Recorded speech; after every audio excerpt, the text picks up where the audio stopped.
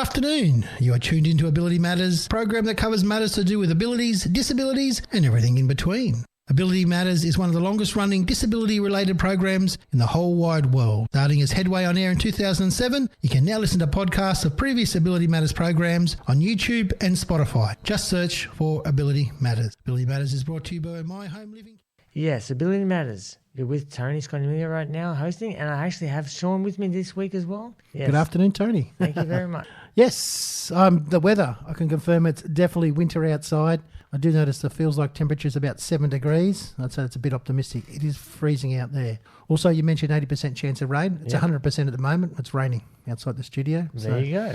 Well, a bit of an update of the weather update. Although I think the percentage of the rain out there that I read off before, the 80%, whatever it was, is probably more maybe the downfall torrential type. Yeah, probably averaged over the day. Yeah. Yeah. It's currently sprinkling outside maybe? Yeah. It's like a medium sprinkle. Not a light sprinkle, not a heavy sprinkle, but it's like, a Goldilocks sprinkle in between. Goldilocks, wow. Okay. I've never heard rainfall being referred to as Goldilocks before. There you go. There's a first for you, Sean. A first for everybody, actually. But don't forget, I've got to thank Barry for filling in. Lil filled in for Barry. Lil Wings was on. Lil. Yes. That's right, yes, Lil. Lil was on the radio last night. I'm going to thank Lil. Okay, that's safer. Thank Lil for filling in for the past 2 hours of fantastic music as always, Lil. Lil. Yes, and good to I hear. found myself semi-bopping along to some of them. Semi-bopping. Yeah, well. Is that like not too much, not enough, but Goldilocks kind of bopping? It's in between? Fair enough. I was more singing along to myself, yeah. Okay. Cool. They were good, cool tunes, yes. Well, I don't know if you're aware or most people are aware, but Lil's the director of our play that's coming up, Rome, Sweet Rome. There you go. Coming up in September at the Woonona Bulleye RSL. Tickets are selling fast. I am part of the play. I'm a gladiator, as you can see by my, muscled appearance. Of course. The stern muscle. That's me. Yep. It's lots of fun. We're currently practicing twice a week. And if I've said this is something I said before, and I've been on my Thursday morning breakfast show. If people have 10% as much fun as we're having rehearsing, they'll have a blast. It's going to be so much fun. And there's a 12 p.m. show and a 7 p.m. show. So, a midday show and there's a day show and an afternoon evening show. Your matinee, that's what it's called. Yeah. Whereabouts is it being held? Woonona Bulleye RSL. The good thing about that, if people haven't been there, is the room is tiered. So it's not flat. There's like steps and different levels. Yeah. Audience. So the people up the back on the tables at the back are higher, so you can see down into the stage. So you can see quite over the people who were sitting in front of you. That's right. Yeah. So it's a lot like old school movie cinema. Yeah. The IPAC theatre or something like that. Where there's every seat's a fantastic seat in the house. Beautiful. So do yourself a favour and come along. Well, it's 7 minutes past 12, so let's just bump into some. One quick thing I just want to say. So today. I want to talk a little bit about some important things that have been happening in the NDIS. So in October last year, there were some new transitional rules brought in, and that was after a big period of consultation. It was one of the last things that Bill Shorten did before he retired. There's some big changes that have happened to people's plans and the way things are done. So I'm going to talk a little bit about today. I'm going to do my best to not get too technical, and Tony will give me questions if I do get a bit caught in the weeds. Here and there, yes. Yeah, but there are some very deep changes to the way the NDIS and plans work, and so I'm going to do my best to explain it. And Tony, help me out if I'm not being as clear as I could be. Well, we'll see how we go, yes. Yeah. So, and one more thing, sorry, Tony, before that. A couple of weeks ago, I spoke to a guy called Nathan Bell. He's going to be in the Wollongong Mall tomorrow. So I spoke to him. He was an author. Living with schizophrenia, very creative, with an organisation called Reliability. That's 2 words, Reliability, up in Newcastle. Very artistic. They've got like painting and recording and music and writing, and they've even got one of the guitarists out of what's the band Rose Tattoo. That's working right. for them. So very interesting guy, but he's going to be in Wollongong Mall tomorrow. No, I did plan on going and seeing him tomorrow. Do I'm you know going to go whereabouts? Yeah, somewhere in the mall. Not exactly sure where, but he'll have a table set up with some books on it. And hopefully some signs and arrows. Yeah, some signs and things like that. And his latest novel is Kings of the New Age, The Quest to the Balancing Stones. It's a fantasy sci-fi novel about Egyptian and Tibetan monks who create a cure for post-nuclear war radiation poisoning. Interesting. So there you go. He's on 2 weeks ago. And one thing I didn't mention when he was on, there's some inscriptions in a cave in Gosford. It's called the Gosford Hieroglyphs. So Some people think they're fake. Yeah, well, apparently they appeared in the 70s and they're very crude. So some people think they actually go back 2,000 years ago when the Egyptians maybe come to Australia. I don't think so. I think they're a bit. Someone had a bit of time on their hands in the 70s. But whatever they are, that's the basis of his book. So he's taken those hieroglyphs and expanded, into a book. I don't want to delve deeply into what another possible cause of the hieroglyphs.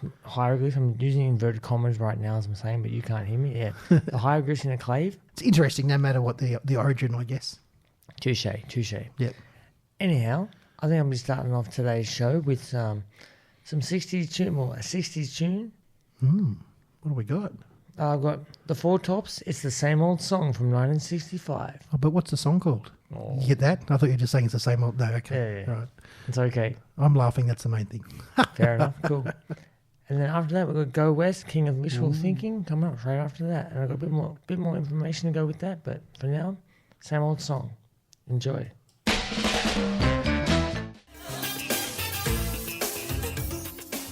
Yes, as I just mentioned earlier, that was Go West with the King of Wishful Thinking. They may have heard that one from the film Pretty Woman in 1990, but it's also found on their third studio album, Indian Summer, in 1992.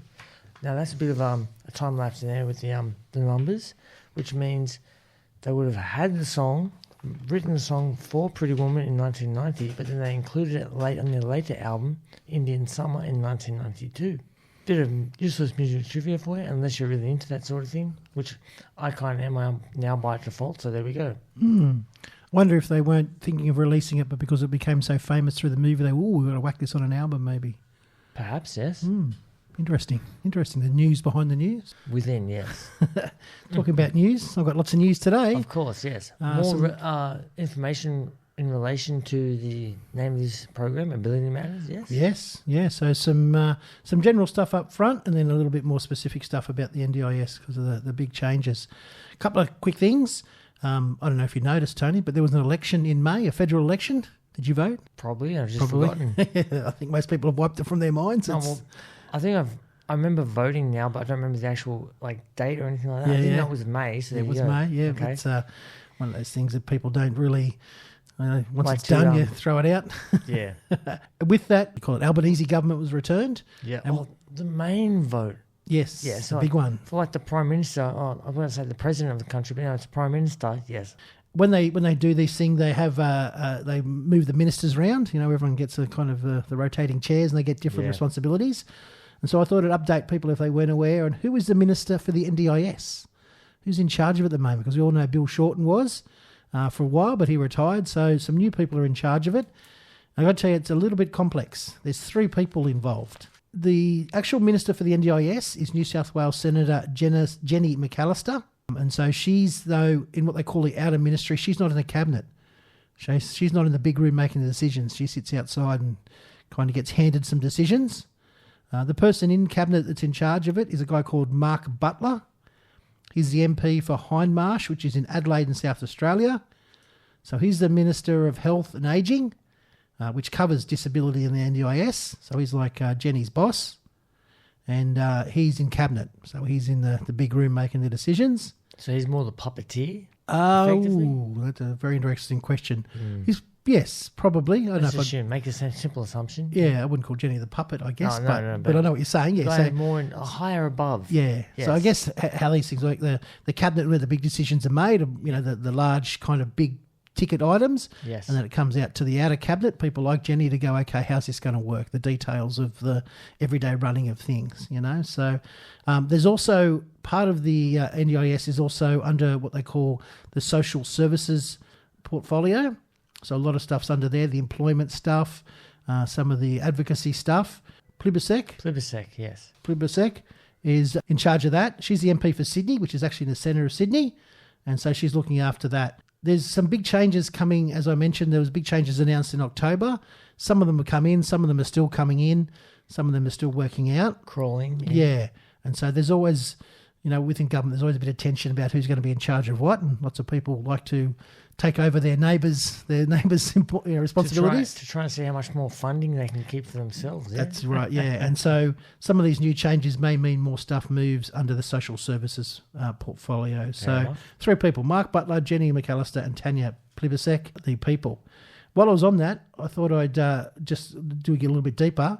People might not know, but the New South Wales Minister for Family and Communities and Minister for Disability Inclusion is a lady called Kate Washington. And she's the MP for Port Stephens up north. So she's the one that's in charge. There was an election, I think, last year. I'm not too sure about that one. And that's when she was put in charge. So Google would be able to answer it. Yeah. But with the NDIS being a federal thing, the biggest impact, I guess, on funding around disabilities is that federal level with Mark, Jenny and Tanya being the people in charge of that. Also, there's been a change lately of the NDIS boss. So the NDIS is the funding. Yep. There's an agency that runs it called the National Disability Insurance Agency. Yeah, NDIA. NDIA. And so there's a new boss. So Rebecca Falkingham was the CEO, but around about 30th of July, not too long ago, a guy called Scott McNaughton has become the acting CEO. So Rebecca's on personal leave. Mr. McNaughton's been a part of the NDIS for a long time, since 2014. And he's been a general manager. Before that, he was a bit of a career public servant. So he's got a Masters of Public Administration from Melbourne University and a Masters of Business Administration from Victoria University. So he's well qualified, been there for a while, and he's in charge of it. And I guess, with all the changes we're going to be talking about and have happened, he's got a bit of a leading hand. Yeah, and a bit of a busy boy, I think he'd be, getting all these things done. Wonderful. Yeah, so I think it's time we go to a song to break things up. Sure, okay. Then I'll come back and I'll talk a little bit more about these reforms in a little bit more detail. Now, I'm just going to break it up with a bit of Jerry Rafferty, Baker Street from 1978 album, cool. City to City. And after that, some 10 years after, but for now, Baker Street. Good guitar in this. Yep. And yes, that was just 10 years after with I'd Love to Change the World from the 1971 album, A Space in Time. Beautiful. Oh, that's deep, A Space in Time. Lost down that rabbit hole. It's very... See, that's the kind of thing that I know my old man didn't exactly play for me or that sort of thing, but he talked about this sort of thing and yeah. Yeah, that was very kind of hippie, late 60s. I know he said to me this morning that the 70s was his favourite decade of music. Oh, wow. Isn't that interesting? Because my kids say the 90s. No. Your kids, they're like 90s children. Yeah. I know, but it's like they come, I say, well, I was alive in the 90s and went to all the concerts and everything, they blow way up. But yeah, it's amazing. I shouldn't have rephrased that. Not his favourite decade, but one of his one of the better decades of music, yeah. Yeah, well, actually on Friday night, we were just talking to him about it. I went and saw a Pink Floyd tribute band, played 2 albums by Pink Floyd, Dark Side of the Moon and Wish You Were Here at the Anita's Theatre. Yep. And what were they, early 70s, I think, 72 or something? 72 or 74, something like that. I think Dark Side of the Moon was... I can look it up in a sec, but yeah. Oh, I actually think it was maybe late 70s, maybe. Yeah, maybe. I don't know. Anyway, it was amazing, amazing concert. So yeah, there's some good music in the 70s. You're gonna look it up and see. All right, I'll start talking about these NDIS reforms. Go for it. Woohoo! Everyone, calm down. I know this is exciting stuff. Tony, sit down. I know you don't stop dancing around. I'm trembling with anticipation. Yes. So in October last year, there was a whole lot of reforms that were brought in. They're called the transitional rules. All right, you got something for me? Oh, Dark Side of the Moon was released in 73. 73, okay. And these things were basically in response that the NDIS cost was seen to be blowing out. And so they've sort of worked out ways to still have a good scheme that helps everyone, but it would also, I guess, tighten up some of the ways that it's delivered. And just last month, not long ago, the first summary report of the changes came out. So there's a bit of a 5-year process of implementing these reforms. And the first summary report came out. There's a few more coming out later this year. All this stuff can be found on the NDIS's website. The summary report focused on 2 areas, 2 things. One is the NDIS support lists, and one is called funding periods. So support lists, there was a lot of things on support, people getting funded by the NDIS that I guess weren't intended to be funded by the NDIS. And so they'd change it and put together a list of what was in and what was out and things that you could get. And essentially the things that you could get were things that around stuff that the things that could be funded are things that need to be modified or adapted. And so, for example, previously someone that had multiple sclerosis and their body couldn't control the temperature was funded for an air conditioner. But after these new rules come in, they won't fund, the air conditioner won't be funded, because that's something that everyone can have as a standard sort of a thing. So I'll talk about these a little bit later. Funding periods. This change was about people managing their funding and to help stop overspending. So plans are generally 12 months or 2 years or whatever they are. And they've done things now. So if you get let's say you get a 12-month plan, they divide up the funding into either monthly or 3 monthly amounts, and you can only spend that much during those 3 months. So if you get $100,000, you can only spend, that divided by, let's make $120,000, you can only spend $10,000 a month. And that's, so before you could spend it whenever you needed. As per necessary, yes. Yeah. So they've done that because what they found was happening is that some people were spending all their money very quickly, then they were putting, in a request to get some more money. Yeah. And, so that was sort of blowing out the costs. So good and bad with these things. What did the evaluation find, I hear you ask? Well, there's a couple of things that they've come out of this evaluation. One, a lot of these changes were very, rushed or quick. So literally rules, like they published the list. I talked about the NDIS support list. They published that on the last day of September, and then those lists come into effect on the first day of October. So literally people had overnight to understand a very complex change. So this has led to increased anxiety and uncertainty amongst NDIS participants, because there was a short consultation period, a whole lot of stuff was said was going to happen that didn't happen, and then some other things that did happen happened very quickly, which sort of really caught people out. And it also led to increased people and organisations calling the agency. Lots more calls and emails from people trying to find out what's going on. And what was also revealed is the people in the NDIA, so the people that you call for help, didn't know what was going on as well. Which is never a good thing. And I was sort of experienced this a bit myself. It was a bit frustrating. They published some pretty good guides and websites and things like that. However, a lot of stuff, they're pretty general. A lot of stuff you need specific guidance for. And I'd ring up and they'd say, just read it on the website. I go, look, I've read the website. I've spent hours trying to work out what it means. Here's my specific question, though. Or we don't know. We'll get back to you. And inevitably they send you an email saying, read the website. So it's very frustrating. Indeed. Yeah, yes. You call them, you ring them for live first-hand information, yes. And they just say, refer back to the thing that just confused you in the first place. Yeah, so you ask for clarification. And like, I've been around this stuff for about 30 years. I know my stuff inside out. So if I'm struggling, lots of other people would be struggling, especially people who are just new to it. Terrible. So it's come out from some changes that come in October last year. We've talked about a couple. There's a bit of anxiety and uncertainty for people involved with the NDIS, including the people that are running the NDIS or the people you call to get information. Everyone's scrambling to work out what's going on. The puppeteers, as it were. You love these puppeteers, don't you? One of the things I think was really interesting coming out of this report is most people are doing things correctly. So we hear a lot of talk about fraud and all that sort of stuff. That's not the majority. No, the vast 90-something percent, well into the 95 or something percent, are doing the right thing. And there's some people that are doing the wrong thing, but not intentionally. Only a small little... Yes, very small percentage. Small percentage, and it just kind of stains the whole... It does.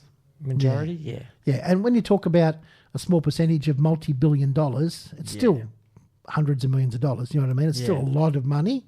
It's important to get that sorted, and that's what a lot of these reforms are around, to get that sorted. They're also around stopping increasing in funding for people as well, or to make sure that the right people are getting the right funding. Yep. But yeah, most people are doing things correctly. By the books, that's right. Yeah, that's a good thing to know. One thing that also suggested is to make sure that there's more detailed information and clarity required. That's a good thing. We're talking about having more information, probably more guides and more in-depth guides, and giving that sort of information. So I guess, as I was saying before, at the moment it can be frustrating. You look at the website and there's not the information there, And they might be 70 or 80 pages long, these guides, but they probably need to be 200 pages long. And then the website would just lead you to another website. Yes. And then there's a guide for which the guide. Which will require you to email this one here, and you have to wait a bit of anticipation when they're going to email back. Yeah, and then you've got to, But again, these things are very complex, so, I understand the need for this sort of stuff, but it's also balancing that. The Goldilocks we talked about before. Yes. Enough information, but not too much information, that in the middle, which can be hard to find. And the final thing that they found, the NDIS or the NDIA wasn't as well prepared as it could have been. So things were rushed, things came into effect, some things were promised. There was something that was going to happen on the 1st of July this year, and on the 4th of July the government announced it wasn't going to happen. 4 days after it's supposed to happen. 3 days for a comment. Yeah, well, everyone's there trying to work out all these changes, how they're going to implement them, and scrambling to update their IT systems, but not having much information. Yeah. And 4 days after it was supposed to start, the government went, "Oh, don't worry about it. We'll do it later." It was all a big dream. Yes. Yeah, lots of changes. You can get these reports by going to or Googling NDIS Reform Evaluation Summary Reports, or probably just NDIS Summary Reports. And I think it's important to read, because this NDIS affects hundreds of thousands of people, and just a small change in the rules can make a big difference. There's some big changes in the way it operates since October, and there are major effects. And I was just talking to Tony. These things are coming in as new plans come in. So this basically, a lot of this stuff started from the 19th of May this year. So if people haven't had a review meeting or talked to, and some people got 1 or 2 or 3 year plans, so it might not come up for a while, but these things have started coming in. They can have a big effect. And so we'll play some music. Actually, I think I do remember it now that you brought it up now. They reviewed my plan, and they just decided to do a rollover. Yes. There was no real changes. Yes. So, yeah. That's what they've been doing the last couple of years. They've just been rolling stuff over. Yeah. Yeah. Unless you had specific requests. Yes. Which is good, but it also means what they've been doing is where some of the people I work with are getting older, and then the support needs are increasing, but they're not been increasing the funding as those support needs have been increasing. They've just been rolling it over. Yeah. So, but I guess they've also been rolling it over to wait for these new changes coming in. I think I've had myself some increase in supports, but I don't know about rollover. But then again, yeah. So, on the other quick thing too is, what's happened is when your funding rolls over, if there's any funding left from the previous plan, it rolled over into the new plan. Yes. That's not going to happen anymore. Oh. So you've got to spend it within that funding period of a month or 3 months, or it's gone. Yeah, so some big changes and stuff that people have been doing for years, are now changes, so people got to get used to it. So does that mean I know a lot of the funding that has been not spent and has been rolled over? Yes. Does that mean that has all gone into a pile? So it's gone into your new plan? Yes. Yes. And so they won't actually take any money from it, will they? No, but when you go for your next review, whenever that'll be, they'll probably put these funding periods in place, and then it won't roll over from there. Okay. Yeah. So whatever I've got saved up so far is going to be... It's on like a thin line at the moment. It's either use it or lose it. Yeah, I guess there's also the thing is that sometimes... like people's needs change. Yes. So people sometimes need more help for things and less help at other times. Good example is people with mental health issues. Yes. Sometimes they're more well than other times. Same as you, sometimes you're more busy with things. In summer, you're probably more going out more and doing things than you are in winter. So these things go up and down. But the way the funding period things will work now, they'll have to be a bit more smoothed out. So you'll have to plan ahead a little bit more and make sure that you're not leaving yourself short and running out of supports. So, they're being very strict about it apparently, even though people are... So one of the things that is important around is OTs. So often an OT will get involved, or a physio, and they'll have to do a report early on. So they'll need a couple of months funding to do that initial report and go, okay, here's the gaps, here's the things that people need, here's the exercises, the things we're going to do. And so they need more up front. So when you get your plan done, you need to make sure you're planning that up front. Otherwise, you'll get caught out. That's fair enough. Let's just break up this talking now for the song. And I'm going to play for you now The Birds, Mr. Tambourine Man from 1965. Now, it's actually written... Bob Dylan wrote it the same year, 1965. I know it's definitely a Forrest Gump feature, but Forrest Gump has great music in all of that. And Forrest Gump was released in 1994, so here we go. After that, a bit of bread, and then we'll see where it goes. Bread. Lovely, here it is.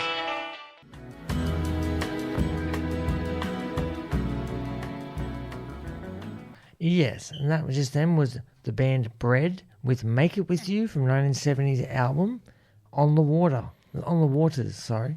Lovely little tune there. Tasty tune. Get it? Bread, Course, tasty. Yeah. Sandwich, yeah. Make a sandwich with you. They're very dad jokes. Sandwich. Okay, yeah. Yes, I know. All right, let's talk about get on back to it. Yeah, so I've talked a lot about the NDIS reform, so we'll leave them behind. The time now is currently 12 minutes to 1 o'clock, so there we go, 12 minutes. Yep, and don't have long to go. Go for it. Brought in lots of things to talk about, but I'm not going to fit them all in. But this one I think is probably a good one to finish on. Maybe we'll squeeze it in next week. Maybe, yeah.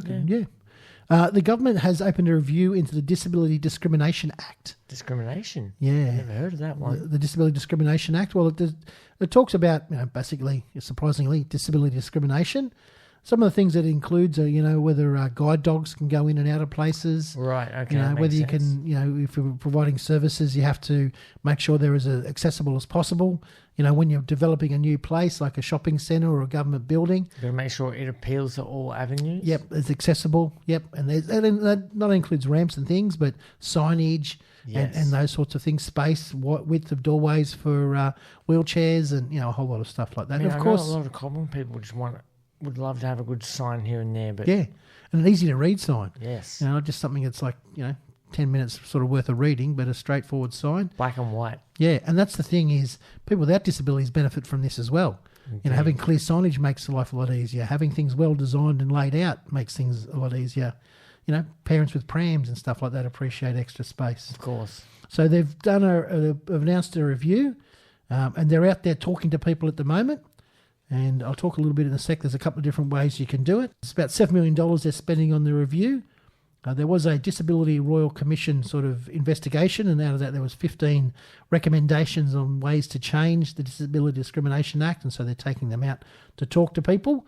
One of the things is there's been lots and lots of reviews and investigations and, all these sorts of things over the last 30 years. And I thought it was really interesting the government said they're going to take those things into account, which is good because they do a lot of talking and not much action sometimes. And so it's good to know that some of the talking that's happened in the last 30 years isn't going to waste. 1,000-word show. Yes. Yeah, and interestingly, the Act, the law, Disability Discrimination Act, hasn't been updated for over 15 years. But what's happened in the meantime is things have gone to court, and some of the way the court have interpreted the laws have sort of taken away some of the strength, some of the power of the Disability Discrimination Act. So people are actually worse off than they were 15 years ago when the law was brought in because of the way it's been interpreted. So some of the things they're looking at include the definition of a disability. What is a disability? Do you have to have a label? Do you have to have a condition? Do you have to have a diagnosis? Or does it just have an impairment or, Or do you have to have a doctor make sure you say officially, say, yes, you have a disability. Yes, exactly. It's not just someone sitting there who says, oh, I'm not as fast as the person next door doing different things, or I can't do the work that he was doing in the garden. Maybe I have a disability. And what if someone, I guess, breaks both their legs, are in a wheelchair temporarily? Does that mean they've got a disability or not? Or, so looking at what sort of things need to be included. If they're in a wheelchair temporarily, is that a lifelong disability? And it's different. A lifelong disability is something that requires to get to the NDIS. Yes. But also if, someone's got some kind of temporary thing, can they be discriminated against by a business because it's not permanent? And so they're going to look at that. There's a really interesting thing. It's going to be about a positive duty to eliminate disability discrimination. So at the moment, if something happens, someone has to take that person to court, and it's like a civil thing. It's like a litigation thing. So you've got to pay for your own lawyers. Civil isn't like civil war? No. Civil is in like if something happens with me. Or civil engineering, that's all I know. Kind of, yeah. A little bit, yeah. I've got to take the person to court. So I've got to pay for lawyers. It's very expensive. It's very hard to do. If you speed or you break a law, you steal, then the police take you to court. Yes. And so the police lawyer does all that stuff. But with Disability Discrimination Act, it's civil. So it can be a bit of a burden for people to do and expensive to do.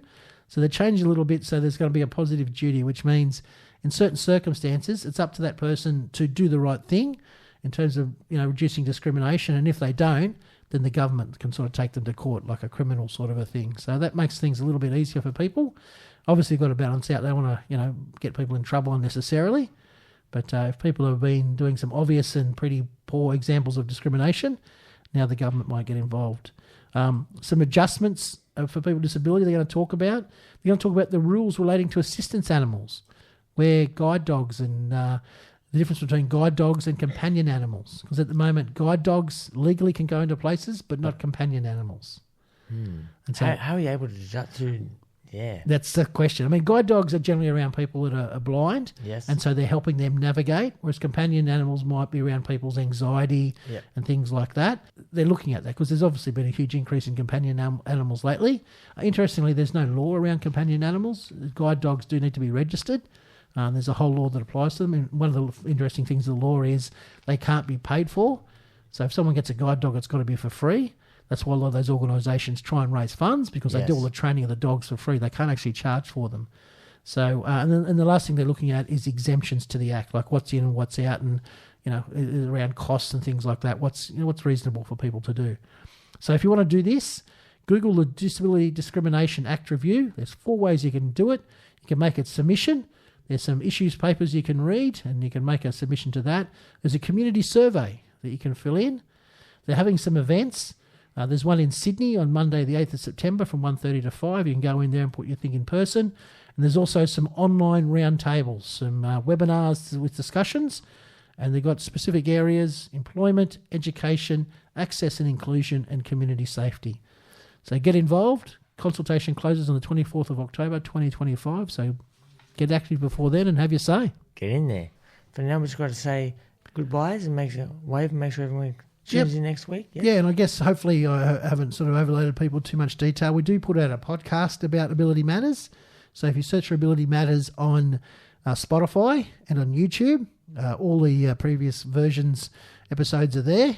We're slowly catching up. We're a few behind actually, but all the interviews we've had with like the CEO of Flagstaff, the CEO of Interchange, lots of physios and OTs and clinical support people like that, lots of people with a disability as well. And there was that guy Lincoln, I remember last year, from he was running a sheep farm in Victoria out of a wheelchair and modified vehicles and things like that.